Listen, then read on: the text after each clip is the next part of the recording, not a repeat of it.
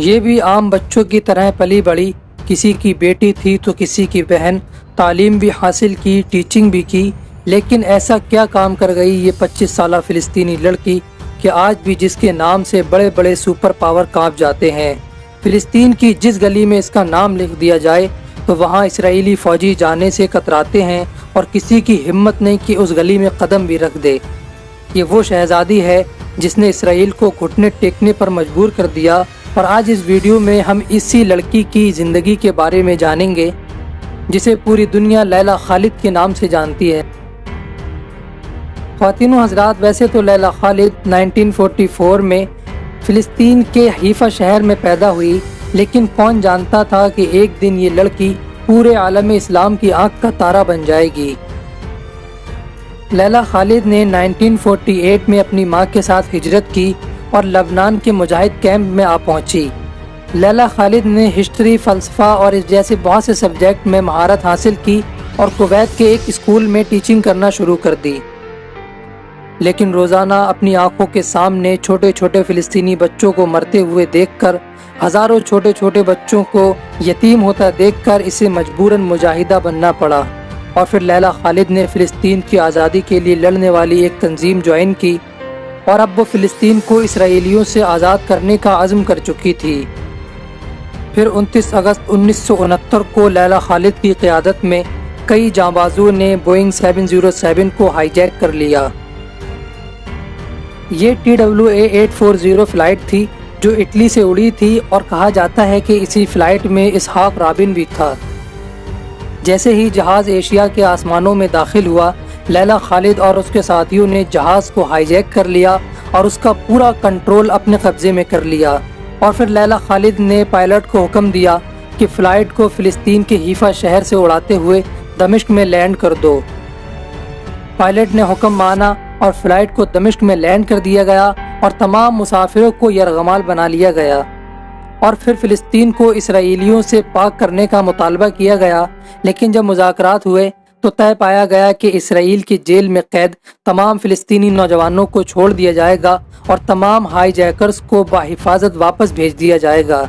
شرائط کی تکمیل کے بعد تمام مسافروں کو بھی بحفاظت بنا ایک بھی خروچ لگائے وہاں سے بھیج دیا گیا۔ اس کارنامے کے بعد لیلا خالد کی شہرت آسمان چھونے لگی، اور اس کے لائف اسٹائل کو بڑے بڑے لوگ بھی فالو کرنے لگے، یہاں تک کہ یوروپ میں اس کی شہرت کا یہ عالم تھا کہ وہاں کی لڑکیاں بھی اس کی طرح ہاتھ کی انگلی میں بلٹ اور سر پر اسکارف پہننے لگی تھیں۔ اس وقت لیلا خالد کو پوری دنیا میں بہت شہرت حاصل ہو چکی تھی، یہاں تک کہ ہالی ووڈ کے بڑے بڑے ڈائریکٹرز کی خواہش تھی کہ وہ لیلا خالد کو لے کر کوئی مووی بنائیں، لیکن لیلا خالد نے اپنی زندگی کا مقصد صرف فلسطین کو اسرائیلیوں سے پاک کرنا بنا لیا تھا، اور وہ اس مقصد کی تکمیل کے لیے پھر ایک نئے مشن پر نکل چکی تھی، جس کے لیے اس نے اپنے چہرے کی 6-7 سرجریاں کروائیں، اور اسی سال ایک اور جہاز ہائی جیک کر لیا۔ 1970 میں لیلا خالد اور اس کے ساتھیوں نے ایک اور جہاز ہائی جیک کیا جو نیو یارک جا رہا تھا،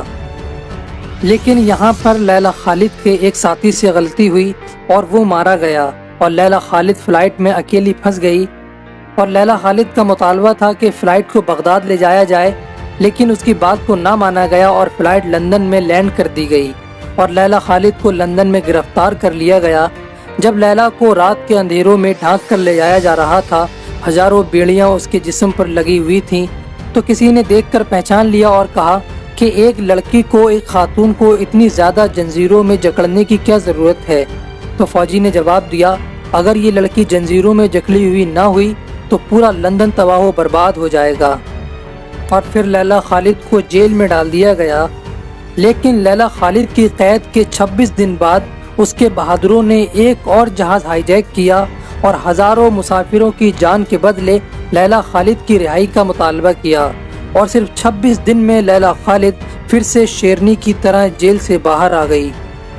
خواتین و حضرات، ہم آپ کو بتا دیں کہ لیلا خالد نے یہ پوری کہانی خود اپنی کتاب میں لکھی ہے جو 1973 میں پبلش ہوئی ہے۔ آپ مزید انفارمیشن کے لیے، زیادہ نالج، ایکسٹرا نالج کے لیے اس کتاب کا بھی مطالعہ کر سکتے ہیں۔ لیلا خالد کی اس کہانی میں حیرت کی بات یہ ہے کہ لیلا خالد اس دن کے بعد سے آج تک آزاد ہیں اور اپنے شوہر ڈاکٹر فیاض راشد کے ساتھ اور اپنے 2 بیٹوں کے ساتھ آج بھی عمان میں زندگی گزار رہی ہیں، اور اس وقت لیلا کی عمر 76 سال ہے۔ لیلا خالد آج بھی اسرائیل اور امریکہ پر دھاڑتی رہتی ہیں اور فلسطین کو اسرائیل سے آزاد کرنے کا عزم اب بھی سلامت ہے۔